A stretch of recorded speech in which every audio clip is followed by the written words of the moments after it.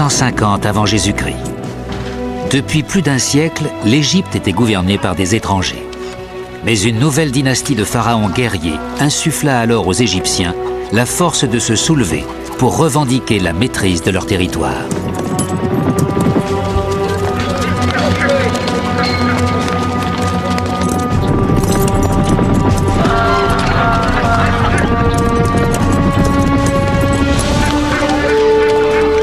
Les armées égyptiennes déferlèrent au-delà de leurs frontières traditionnelles.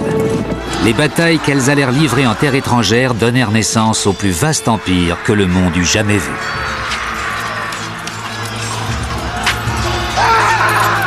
Ce fut un empire dirigé d'une main de fer. Des avertissements sanglants frappaient tous ceux qui osaient remettre en question sa nouvelle puissance.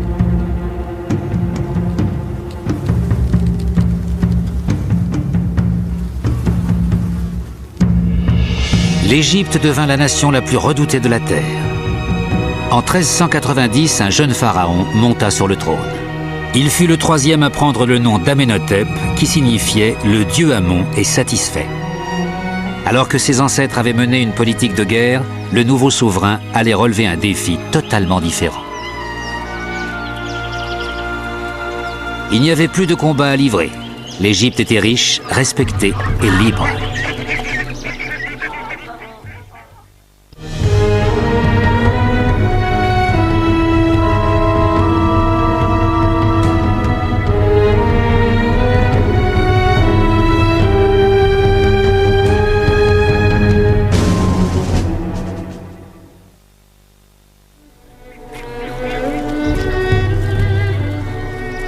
Amenhotep III se fixa pour mission de gérer la paix et la prospérité de son empire tentaculaire. Un empire dont le monde entier jalousait les richesses.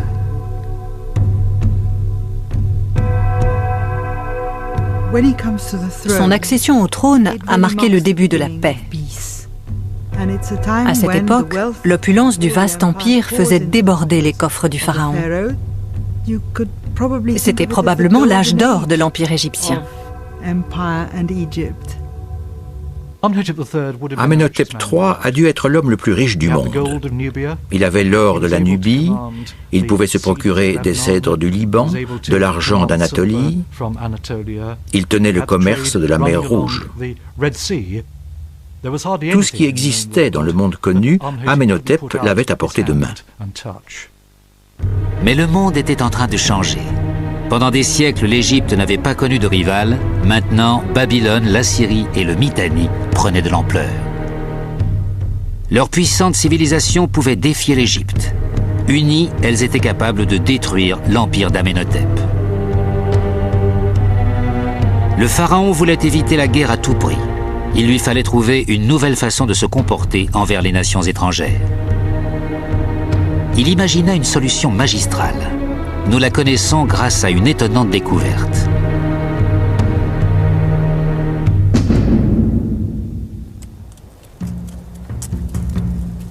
En 1887 de notre ère, une paysanne égyptienne cultivait sa terre près de la ville de Tel El Amarna. Elle recherchait des petits blocs de limon séché pour la fertiliser. Ce qu'elle trouva ce jour-là ne ressemblait pas aux briquettes habituelles. Elle remarqua des rangées entières de tablettes d'argile bien conservées. Ces petits morceaux de boue étaient recouverts de caractères évoquant des pattes d'oiseaux qui se seraient promenés sur le limon. En séchant, il en aurait conservé les traces. Sans comprendre ce dont il s'agissait, cette femme ramassa des échantillons. Ces blocs d'argile n'étaient pas de simples galets de vase, mais des missives, jadis déterminantes pour le succès d'Amenhotep. La paysanne était tombée sur les archives diplomatiques de la capitale du monde antique. Les lettres d'Amenhotep ont fourni un éclairage inespéré sur toute la politique proche-orientale de l'époque. Ces tablettes étaient la correspondance entre le pharaon Amenhotep et les autres souverains du Proche-Orient. Les signes gravés dessus étaient étranges, une écriture minuscule. Ils recélaient autant d'informations que les inscriptions présentes sur l'ensemble des plus grands monuments d'Égypte. Il révélait qu'Amenhotep contrôlait le monde non par les armes, mais par les textes. Le pharaon s'était changé en diplomate.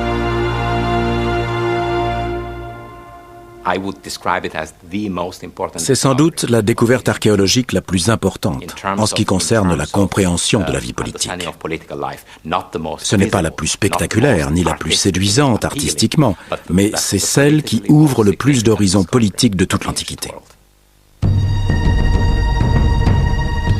À une époque où la plupart des êtres humains ne savaient ni lire ni écrire, l'Égypte entretenait un dialogue épistolaire avec ses rivaux.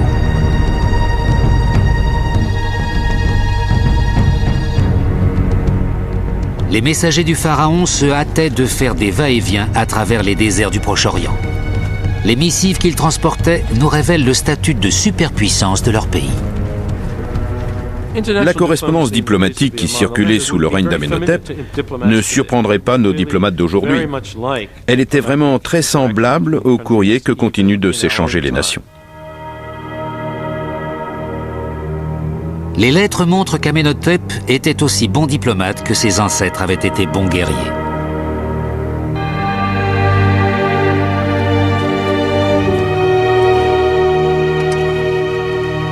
Des ambassadeurs se pressaient à la cour du pharaon chargés de cadeaux en témoignage d'amitié. Soucieuses de faire preuve d'allégeance, les nations les moins puissantes payaient tribut sans discontinuer. Le principe en vigueur à l'époque était très clair. Si quelqu'un était riche, on faisait en sorte qu'il se sente encore plus riche. Quand on lui rendait visite, on se présentait avec des marchandises de son propre pays. C'est un des facteurs qui ont permis au pharaon d'étendre son pouvoir à des pays où il n'avait jamais mis les pieds.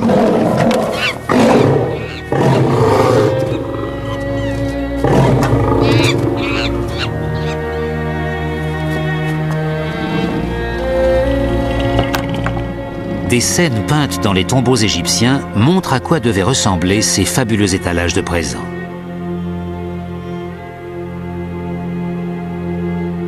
Des objets hors de prix affluaient de l'ensemble du monde connu, de la Crète minoenne comme de la Babylone biblique.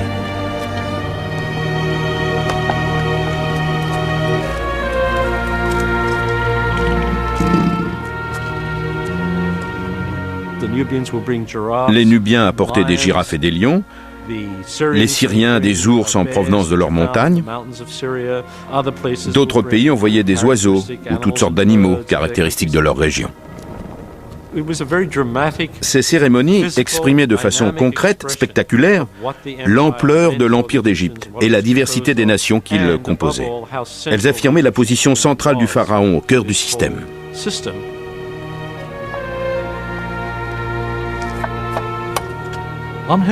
Amenhotep s'est surnommé le roi des rois. C'est bien l'image que recevaient de lui les souverains qui prenaient part à son empire. Amenhotep savait qu'il était l'homme le plus puissant du monde et qu'il jouissait d'un immense privilège.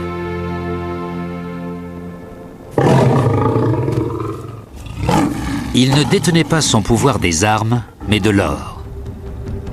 Les messages qui arrivaient à la cour ou qui en partaient nous montrent que même les plus grands rois du Proche-Orient convoitaient l'or du pharaon. Ils étaient prêts à tous les sacrifices pour en recevoir une partie. Si tu me fais parvenir l'or dont je t'ai parlé dans ma lettre, je te donne ma fille. Envoie-m'en autant que l'a fait ton père. Dans ton pays, l'or est comme la poussière. Il suffit de se baisser pour en ramasser. Si tu souhaites qu'une amitié sincère nous lie, envoie-moi une bonne quantité. J'ai commencé à bâtir un nouveau palais. Envoie-moi l'or qui me sera nécessaire pour l'orner. Amenhotep répondait judicieusement à leurs requêtes. Il leur donnait de l'or, mais veillait à ce qu'ils en désirent toujours davantage. Sa stratégie fit merveille. Les rois du Proche-Orient s'échangeaient des cadeaux au lieu de s'échanger des coups. Le cadeau le plus précieux de tous était une princesse étrangère à épouser, accompagnée de sa dot et de sa suite. Amenhotep chargeait ses ambassadeurs personnels de lui trouver les meilleurs fiancés. Il s'agissait de bien autre chose que de satisfaire son appétit sexuel. Son harem s'enrichit ainsi des plus belles filles des plus puissants rois de son époque.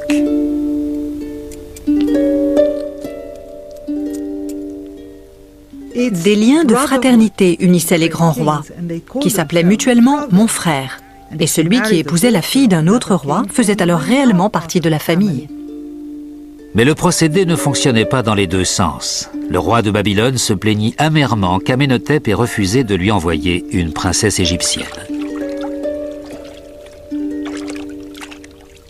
Quand je t'ai écrit pour demander d'épouser ta fille, tu m'as répondu « Aucune fille de Pharaon n'a jamais été donnée à personne. » Pourquoi tu ne le ferais pas? Tu es roi, tu as tous les droits. Cette récrimination fut sans effet. Aucune princesse égyptienne ne pouvait épouser un prince d'une autre cour, de crainte qu'un jour un étranger revendique le trône d'Égypte. Mais le roi de Babylone suggéra un compromis susceptible de détourner le problème. Envoie-moi une belle femme comme si elle était ta fille. Qui sera capable de dire qu'elle n'est pas ta fille? La seconde requête du roi de Babylone fut rejetée. Amenhotep se jugeait fondé à prendre des princesses sans en envoyer en échange. Il s'estimait doté d'une intelligence supérieure et veillait avec grand soin au maintien de la hiérarchie. Bien qu'il ait eu un grand respect pour les autres rois de son époque, il se plaçait toujours au-dessus d'eux.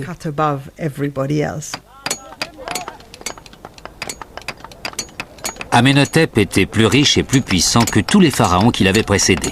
Personne ne put l'ignorer longtemps. Il mit les vastes ressources de l'Empire au profit du programme de construction le plus colossal que le monde eût jamais connu.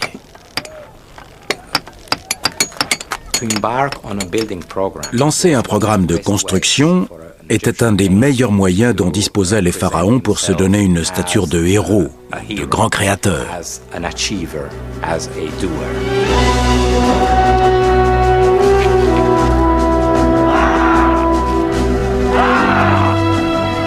Le chantier fut digne d'un géant.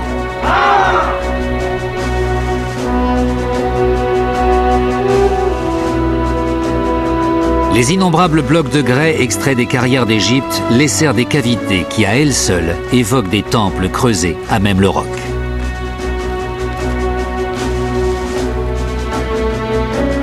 Ce fut une prouesse en matière d'organisation. L'exploitation des carrières exigea l'envoi dans le désert de soldats, de cuisiniers, de médecins, de porteurs d'eau.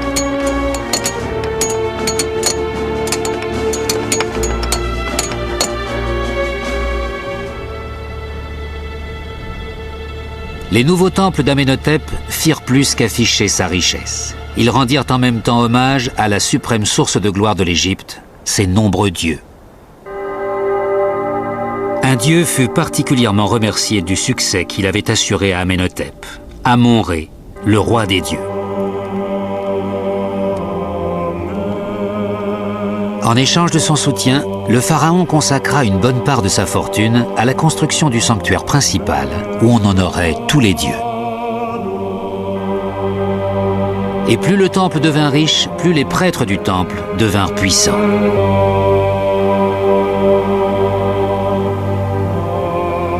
Les prêtres qui contrôlaient ces vastes établissements détenaient les rênes du pouvoir financier, mais aussi du pouvoir politique.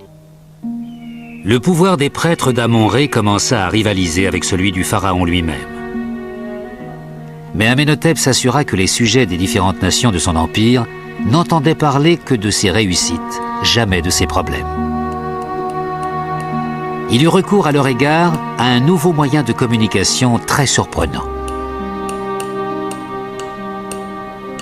Depuis longtemps, on avait pour amulette des pierres sculptées en forme de scarabée. Amenhotep en fit façonner un très grand nombre. Il fit inscrire l'annonce de ses dernières réalisations sur des scarabées faciles à transporter qui voyagèrent à travers tout l'Empire. Les scarabées porteurs de propagande furent les premiers journaux de l'histoire. Il a diffusé des informations sur sa puissance, sa richesse et ses exploits au plus profond de la population égyptienne. Les nouveaux scarabées ont été les premiers médias de masse, capables, comme le sera la télévision, de répandre une nouvelle sur une grande échelle. C'est par ces scarabées que le monde extérieur apprit qu'Amenhotep s'était trouvé une reine. En plus des épouses de second rang qui vivaient dans son harem, chaque pharaon se choisissait une grande épouse royale. Pour renforcer le sang de la dynastie, c'était souvent une sœur ou une proche parente. Amenhotep résolut d'ignorer cette coutume. Il annonça fièrement qu'il épousait une roturière, la fille d'un lieutenant de la charrerie. Une femme du nom de Tiyi. Le père de la grande épouse royale porte le nom de Louya et sa mère celui de Touyu. Elle est l'épouse d'un puissant souverain.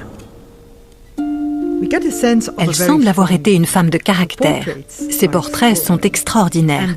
Pour une fois, ils nous transmettent une indication sur la personne représentée. Le visage de la reine Tiyi ne laisse passer aucune douceur. Rien qu'à la regarder, on s'est dit que c'était un drôle de phénomène. Tiyi était une reine peu commode. La taille de ses statues suffit à nous montrer l'autorité qu'elle dégageait. Elle était aussi grande que son mari.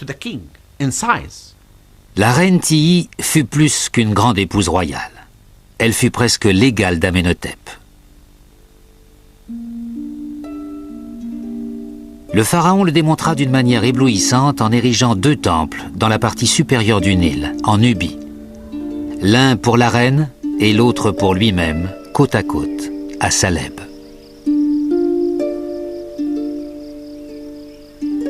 Ces temples ne furent pas bâtis simplement à la gloire du couple royal, ils leur furent proprement dédiés. Au cœur du sud de l'Empire, on révéra Amenhotep et Tiyi comme des dieux. Le prestige du pharaon est gravé dans la pierre tout au long du Nil, jusqu'aux provinces africaines de l'Empire. Il est représenté physiquement en train de contempler l'empire qu'il contrôle. Le message d'Amenhotep à ses sujets nubiens était clair. À la base de la colonne dressée à Saleb sont dessinés des prisonniers nubiens. Une image de la puissance du pharaon destinée au regard de tous.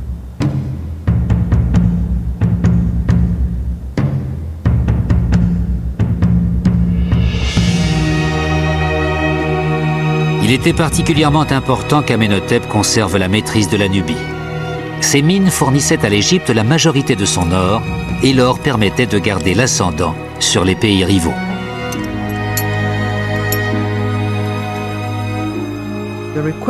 Les rois étrangers ne cessaient de demander de l'or, toujours davantage d'or. Comme l'avait dit l'un d'entre eux, « Dans ton pays, l'or est aussi abondant que la poussière. » C'était l'Eldorado de l'Antiquité. Amenhotep a toujours assuré la fourniture de l'or. Mais il consacra une part de plus en plus importante du trésor au temple d'Amon-Ré.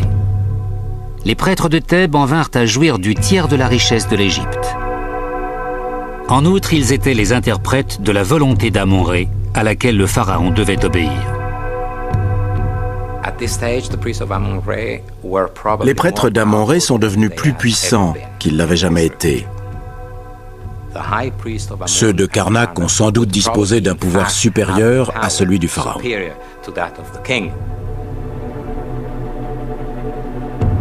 Afin de se dégager de l'autorité des prêtres d'Amon-Ré, Amenhotep commença à manifester de l'intérêt pour un dieu de second ordre, Aton, l'aspect visible du soleil. Cette démarche ne semblait pas revêtir une grande importance. Elle allait pourtant tout changer. En 1352 avant Jésus-Christ, mourut Amenhotep III, le grand pharaon, le génie de la diplomatie.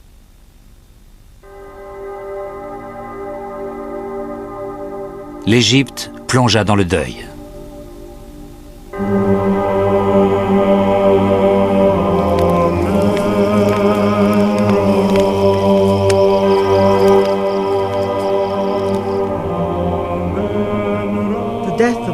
La mort du roi a dû être un événement terrible.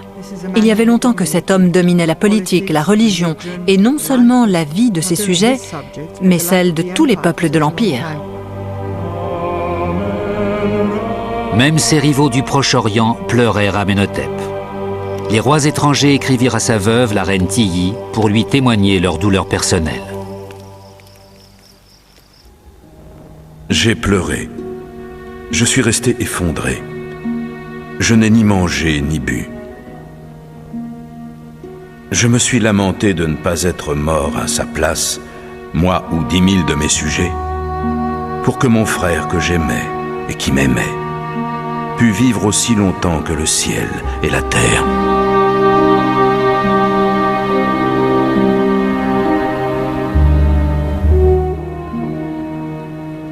Amenhotep est mort au cours de sa 39e année. À la fin de sa vie, il pouvait contempler un empire sur lequel il avait l'impression que le soleil ne se couchait jamais. Il pouvait méditer sur un monde en paix, régi par la diplomatie, un monde où la richesse de l'Égypte était indéniable. Il allait léguer tous ses acquis à son fils, Amenhotep IV.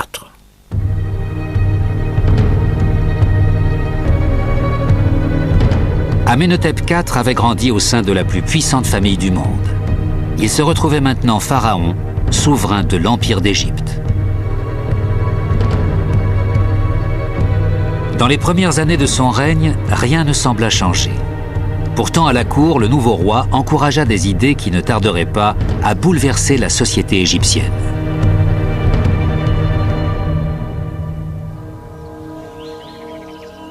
Un art de style radicalement nouveau s'épanouit. Au dire des artistes, c'est le pharaon lui-même qui le leur insufflait. Il rejetait les conventions de l'art égyptien traditionnel. Il célébrait l'effervescence du monde réel.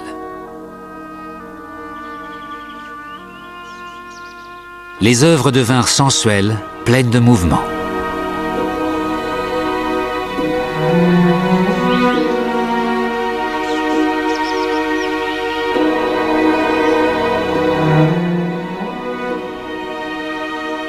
Mais les Égyptiens furent surtout choqués par les nouvelles représentations de la famille royale. Si un œil moderne les juge juste originales, les conservateurs de l'époque les trouvaient atterrantes.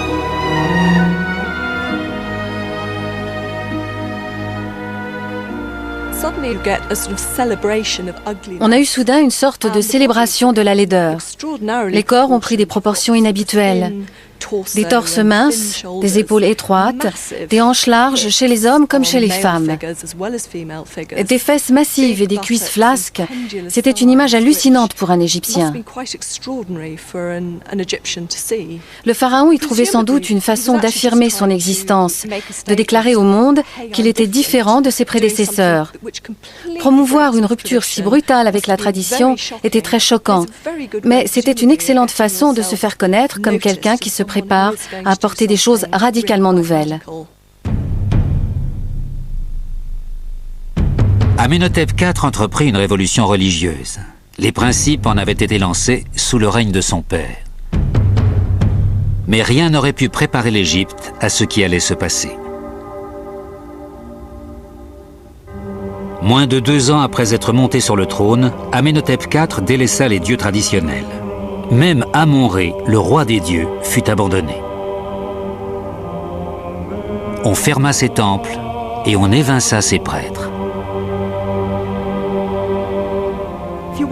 La meilleure méthode pour rompre avec le passé était de fermer les temples. Cela retirait aux prêtres les moyens d'abuser de leur pouvoir. Pour ce pharaon, il n'existait qu'un seul dieu, Aton, l'aspect visible du soleil. Amenhotep IV est devenu le premier monothéiste dont l'histoire ait gardé trace. Il fut l'unique prêtre de sa religion. Le pharaon se dressa seul au-dessus de son peuple, baigné par les rayons d'Aton. Il balaya d'un coup toutes les certitudes sur lesquelles s'était appuyé l'âge d'or de son père.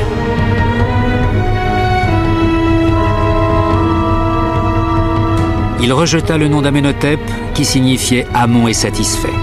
Il en prit un nouveau, Akhenaton, le serviteur d'Aton.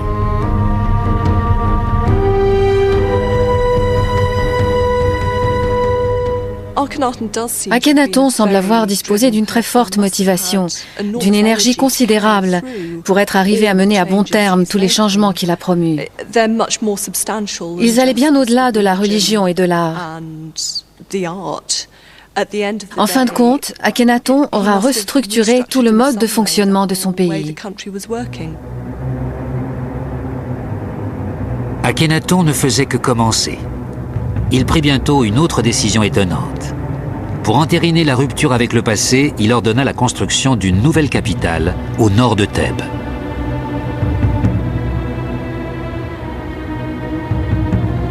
Il choisit un emplacement désolé connu aujourd'hui sous le nom de Tel el-Amarna. Il l'appela l'horizon d'Aton. Sur les grandes stèles frontières découpées dans la falaise, il proclama que le dieu soleil l'avait conduit ici. Et il affirma bien fort que cette décision était irréversible. C'est mon père, Aton en personne, qui m'a désigné ce site. Avant mon arrivée, il n'appartenait à aucun dieu, ni aucune déesse, à aucun roi, ni aucune reine. Je m'engage à ne jamais le quitter et je n'ai pas l'intention de rompre un jour ce serment.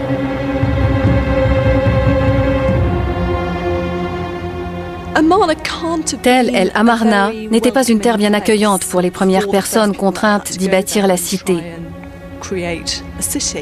C'était un vrai désert, un endroit inattendu pour l'édification d'une capitale. L'abandon de Thèbes permit au nouveau pharaon d'échapper à l'influence des grands prêtres d'Égypte.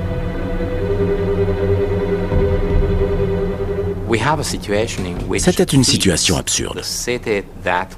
Thèbes, la cité célébrée dans les hymnes égyptiens traditionnels, était en réalité devenue une menace pour le roi, le premier de ses habitants.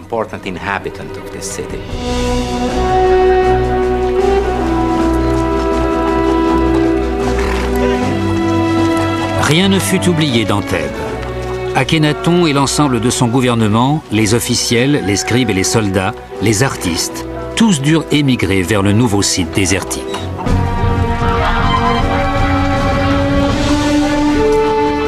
Ils laissèrent derrière eux leurs maisons et leurs tombes soigneusement préparées.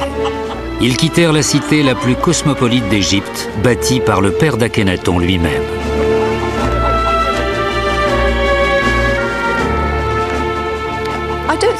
Je ne crois pas qu'il y ait eu réellement le choix. Dans la mesure où le pharaon décidait d'aller là-bas, tout le monde y allait. L'ensemble de la cour devait le suivre. Tout individu occupant une place dans l'entourage du pharaon était obligé de plier bagage pour rejoindre Tel el-Amarna.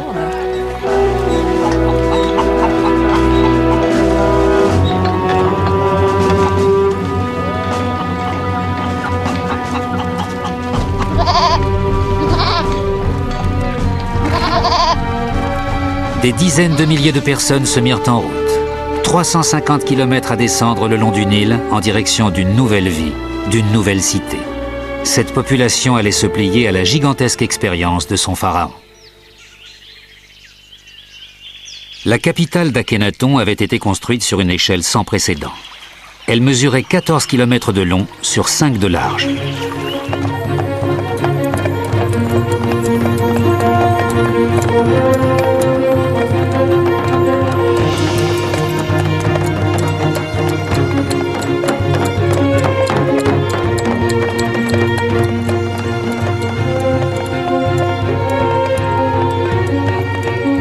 Quatre palais gigantesques surgissaient du sol désertique, environnés de lacs et de jardins. Le grand temple d'Aton dominait la cité. Un temple ouvert aux rayons du soleil, au cœur de larges routes et d'espaces dégagés.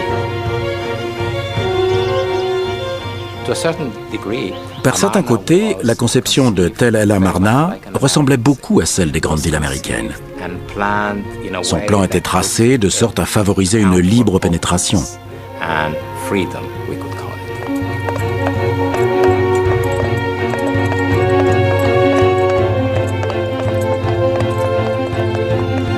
L'ensemble de la cité était une grande scène sur laquelle le pharaon pouvait manifester sa dévotion à Aton.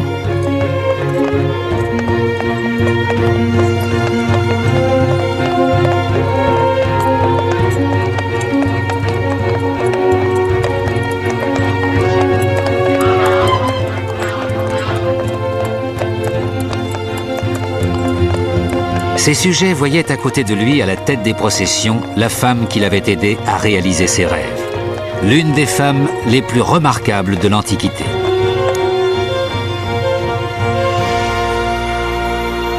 Plus personne ne reverrait pourtant son visage jusqu'au début du XXe siècle.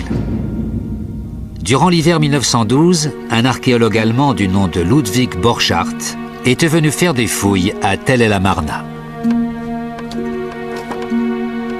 Le 6 décembre, juste avant le déjeuner, j'ai été convoqué par une note du professeur Borchardt qui supervisait les fouilles.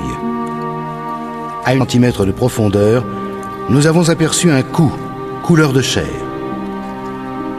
Au fur et à mesure que ses ouvriers dégagèrent le sable, Borchardt distingua un visage de pierre tourné vers lui, le plus beau qu'il ait jamais vu. C'était le visage d'une reine dont le nom signifiait « La belle est venue », Néfertiti.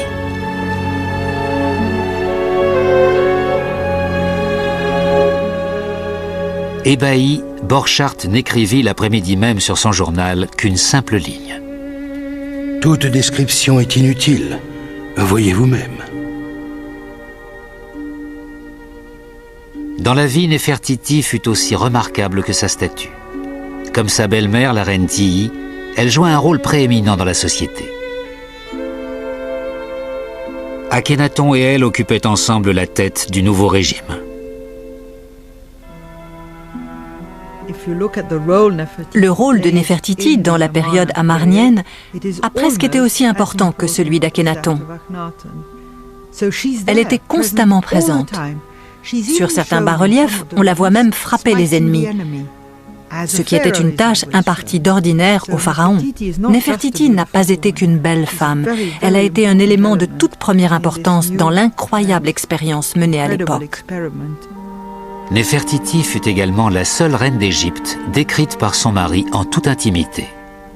Des vers d'amour et de dévotion qui remontent à plus de 3 millénaires. Son beau et fin visage se détache sur les murs du palais. Quand sa voix se fait entendre, l'allégresse éclate. Son apparition remplit le roi de plaisir. Elle est la grande épouse royale, la bien-aimée du roi. Elle est la maîtresse de 2 terres, Néfertiti. Néfertiti ne fut pas la seule femme dans la vie d'Akhenaton. Elle éleva leurs 6 filles dans les appartements nord du palais.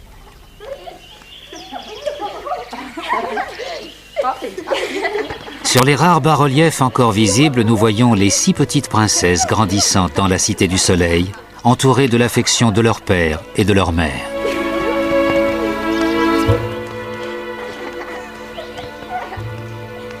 Aucune autre famille royale de l'Antiquité ne nous apparaît avec tant d'humanité, de façon si concrète.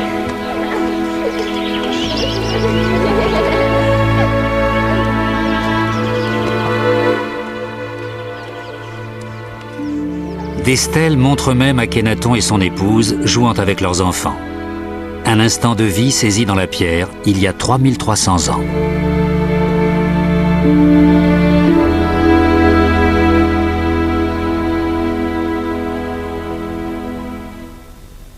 Les représentations de cette famille divine sont exceptionnelles. Jamais jusqu'ici on n'avait vu le roi et la reine avec leurs enfants en train de grimper sur leurs genoux ou le roi embrassant sa fille. Aujourd'hui, nous qualifierons ces scènes de tableaux de famille étonnamment humains. Libérée des contraintes de l'Ancien Régime, la vie à Tel El Amarna se déroulait agréablement, du moins dans un premier temps. Le succès de l'entreprise fut célébré dans des hymnes d'un type nouveau que le roi se vanta d'avoir écrit lui-même. On grava le plus grand de ces hymnes dans une tombe, en surplomb de la cité. Le texte dégageait une telle puissance que des phrases entières en ont été reprises dans la Bible. Akhenaton y glorifiait le soleil en tant que créateur du monde. Créateur des plantes, des animaux, des Égyptiens et même des autres peuples. Quand tu dardes tes rayons, bœufs et chevaux sont heureux dans les pâturages, et les arbres et les plantes reverdissent. Chèvres et moutons folâtrent, et tous les oiseaux reviennent à la vie, parce que c'est pour eux que tu as surgi de l'horizon. Même le poisson dans la rivière bondit vers toi, car tu as créé la terre pour ton plaisir. Hommes, gros et menus bétail, tout ce qui marche sur le sol comme tout ce qui déploie ses ailes pour le quitter. Le message global de ce grand hymne adressé à Aton, à Tel el-Amarna, est que la vie vient du Dieu Soleil et qu'il l'a répartie à égalité sur toute la terre. À égalité entre les nations, entre les peuples, entre les animaux.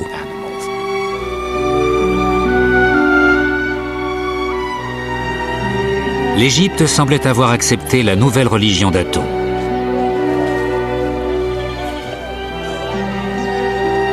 Au cours de la 12e année de son règne, Akhenaton organisa une vaste cérémonie afin de remercier son Dieu à l'aide de milliers d'offrandes.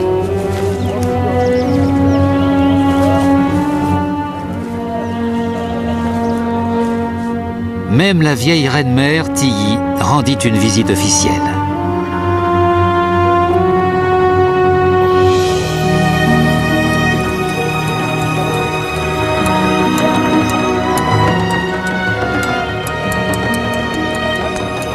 Des ambassadeurs convergèrent du monde entier pour apporter leur tribut.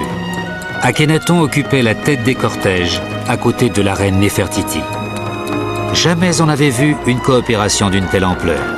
L'incroyable expérience de Tel el-Amarna réussissait.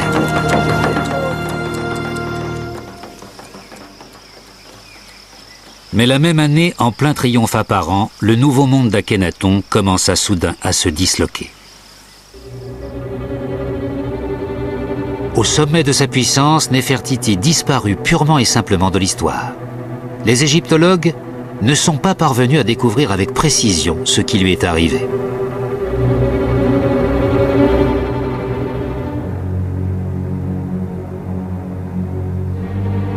Une tragédie personnelle s'abattit sur le pharaon, la perte de Néfertiti. Sa propre mère, la grande reine Tiyi, mourut peu après. De même, l'une de ses épouses de second rang, ainsi que l'une de ses filles.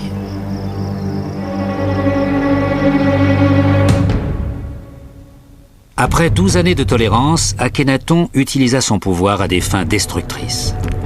Alors qu'il s'était jadis contenté de remplacer les dieux traditionnels de l'Égypte, il se mit à les persécuter et Amon-Ré subit les ravages de sa fureur.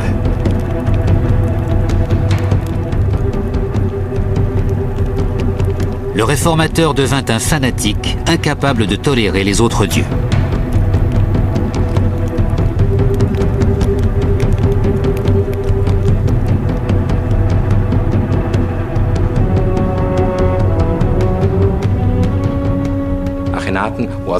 Akhenaton fut le premier monothéiste, mais il fut en même temps le premier oppresseur religieux de l'histoire mondiale. Où qu'il se soit trouvé, le nom et l'image d'Amon-Ré furent détruits. Jusqu'au plus profond de l'Égypte, aucune référence au dieu ne fut épargnée. Il a envoyé des armées entières d'hommes équipés de burins. Ils étaient accompagnés de gens qui savaient lire et leur indiquaient les noms des dieux à effacer. Akhenaton s'en prit même à la mémoire de son père bien-aimé, Amenhotep. Il fit sauter la part de son nom qui mentionnait Amon. Amenhotep signifiait « Amon est satisfait ». Akhenaton effaça la partie du nom qui désignait le dieu, vu que de toute évidence, Amon n'avait vraiment plus de quoi être insatisfait. Il infligea une punition au nom de son propre père, dans le but de satisfaire ses vues personnelles en matière de religion et le fanatisme qui l'animait. Consumé par sa ferveur religieuse, Akhenaton perdit le contact avec le monde extérieur. Des lettres arrivèrent de toutes parts pour l'avertir que son empire était menacé. De vieux alliés, des princes et différents vassaux sollicitèrent son aide. Sa Majesté le roi doit savoir que le roi de Hatti a mis la main sur toutes les régions. Cela fait 20 ans que nous écrivons à notre Seigneur le roi, mais nous n'avons jamais reçu le moindre mot en réponse. Des Cananéens ont agressé mes marchands et leur ont volé leur argent. Canaan appartient au Pharaon. Ses seigneurs sont les esclaves de Sa Majesté. Je continue d'écrire à mon seigneur au palais, mais il ne m'a jamais répondu. Les princes et les peuples d'Orient hurlaient pour implorer son aide. Mais ses oreilles n'entendaient rien.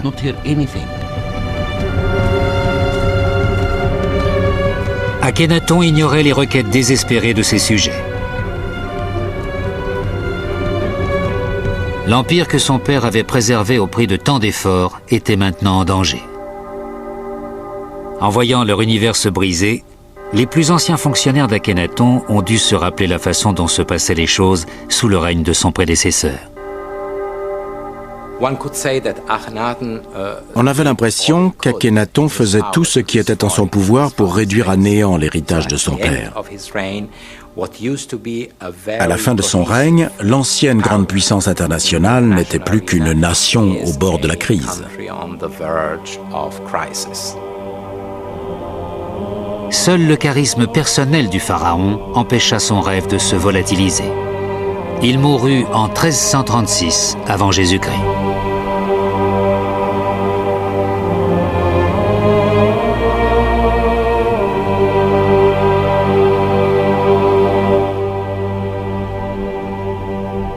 Avec la disparition d'Akhenaton, la société attonienne perdit sa clé de voûte. Dans les collines qui surplombaient la cité désertée, on abandonna l'édification des tombes des membres de la cour.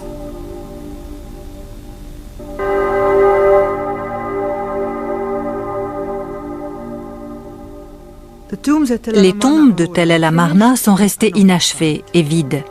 Certaines peintures ne sont pas terminées. C'est un peu comme si, en apprenant la nouvelle de la mort du roi, les artisans avaient subitement laissé tomber leurs outils pour partir.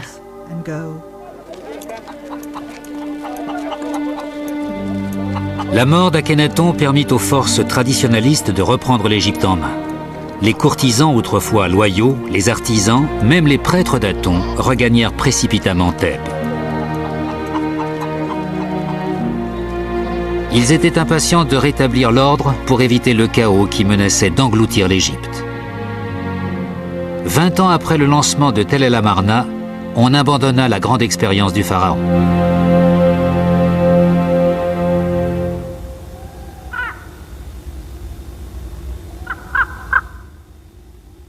Un nouveau souverain émergea du marasme, un garçon âgé de 9 ans.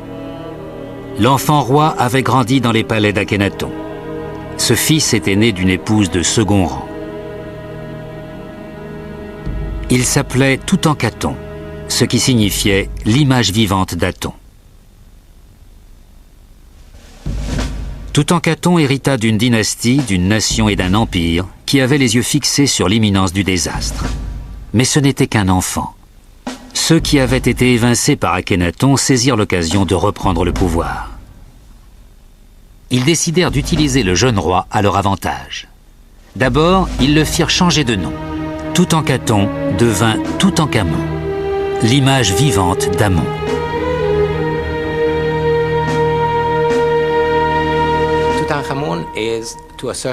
Sur un certain plan, Toutankhamon a eu une personnalité double. Il a été un intermédiaire entre l'époque amarnienne et l'époque post-amarnienne. Il avait respiré l'air de Tel El Amarna. Il était imprégné de l'envie d'innovation intellectuelle. Mais d'un autre côté, il a aussi été le premier pharaon de l'âge post-amarnien. Il a été la marionnette des nouveaux chefs de l'Égypte, les prêtres et les militaires. Dans une proclamation rédigée avec soin, Toutankhamon blâma son propre père Akhenaton d'avoir négligé les dieux traditionnels de l'Égypte et d'avoir plongé le pays dans l'anarchie. Quand le règne de Sa Majesté a commencé, les temples des dieux et des déesses étaient en ruine. Leurs autels effondrés étaient un simple tas de décombres, envahis par les herbes folles. Leurs oratoires étaient à peine accessibles, et la terre n'était plus qu'un chaos, parce que les dieux l'avaient abandonnée. Face à tous ces problèmes, la solution de Toutankhamon était simple. Sa proclamation a été très importante parce que l'ordre a été restauré et que les choses sont redevenues comme avant. On a vu revenir Amon, les anciens dieux, toute l'organisation sociale d'autrefois. On retrouva les dieux d'antan, les temples et surtout le pouvoir des prêtres d'Amon. Aton fut relégué dans le Panthéon à une place de second ordre.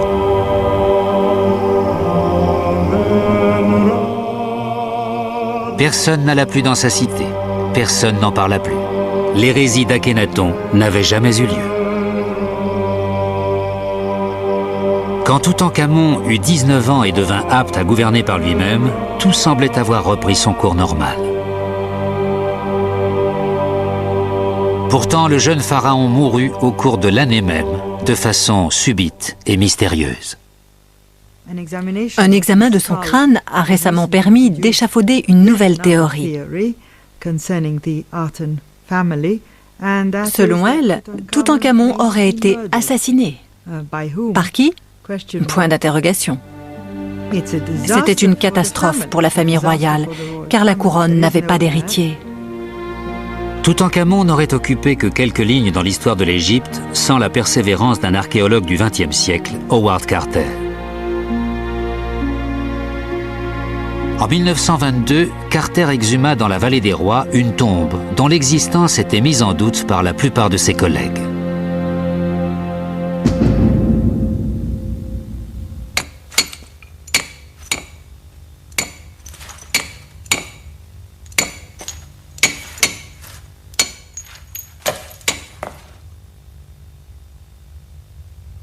Son ahurissante découverte ressuscita en un instant l'époque de Toutankhamon.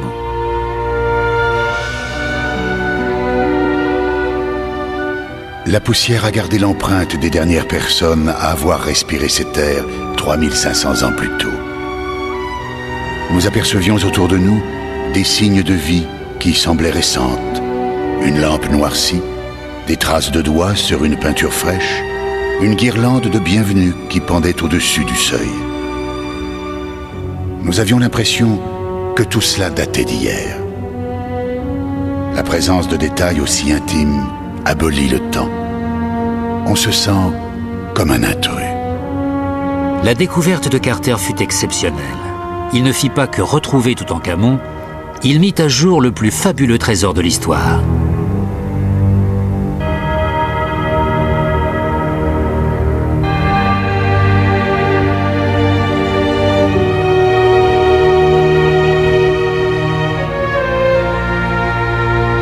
« 32 000 objets, énorme quantité d'or venus de toute l'Égypte, étaient enterrés avec l'enfant roi.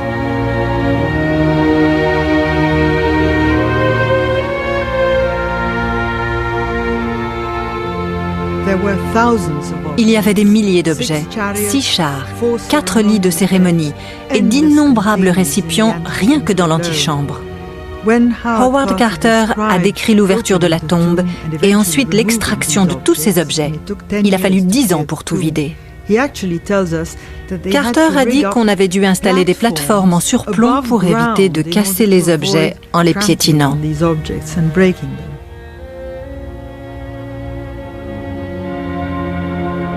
Malgré son étonnant contenu, quelque chose laissait à désirer dans la petite sépulture de Toutankhamon. Les trésors n'y étaient pas disposés avec soin, mais entassés de façon désordonnée. L'enterrement n'avait pas eu lieu dans les règles. L'arrière du trône d'or trouvé dans la tombe a fourni une piste pour une explication. Il montrait Toutankhamon et son épouse assis sous les rayons du dieu soleil Aton.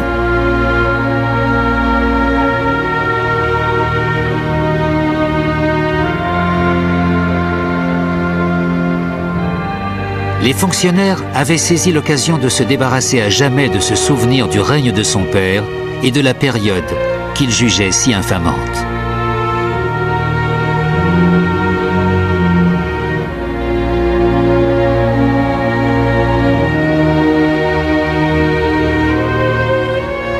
Le jeune pharaon était condamné à passer l'éternité en compagnie du dieu qu'il avait renié.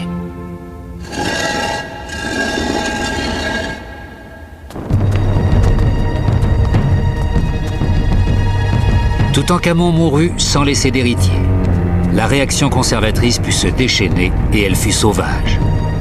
On détruisit la moindre mention d'Aton qu'on apercevait avec une rigueur impitoyable.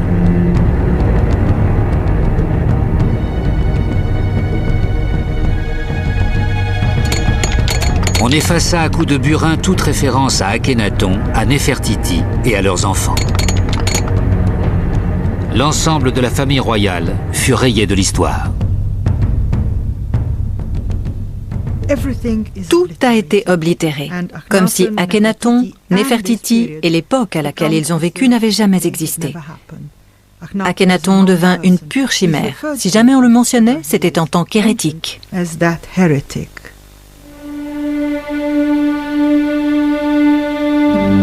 Tel el-Amarna, la grande cité jadis somptueuse qui avait assisté à la naissance du monothéisme, s'écroula progressivement dans le sable dont elle avait surgi. Elle fut abandonnée à jamais.